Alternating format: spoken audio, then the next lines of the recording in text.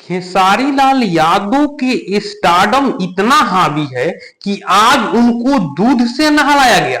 अभी तक आप देख रहे थे कि उनके रोड शो में उनके नामांकन के दौरान केवल जनसैलाब देखने को मिला था, लेकिन आज ऐसा हुआ कि उनको दूध से नहलाया गया।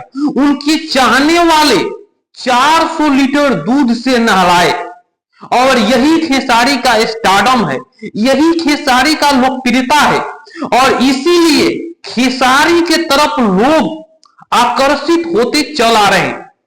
अभी तक लोग विकास के नाम पर वोट करना चाहते थे, लेकिन अब खेसारी के स्टारडम के नाम पर भी लोग जुड़ रहे हैं। खेसारी लाल यादव विकास करेंगे, खेसारी लाल यादव बिहार को बदलने की कोशिश कर रहे हैं, खेसारी लाल यादव छपरा को बदलना चाहते हैं, लेकिन आज उनका स्टारडम देखने को मिला। जो आज इतने दिनों में कमाए हैं वो आज जनता उन पर लुटा दी और उनको दूध से नहला दिया गया। उनको 400 लीटर दूध से नहला दिया गया, जो आप इन तस्वीर में देख रहे हैं कि खेसारी लाल यादव का स्टारडम क्या कहता है, खेसारी लाल यादव को लोग कितना पसंद करते हैं।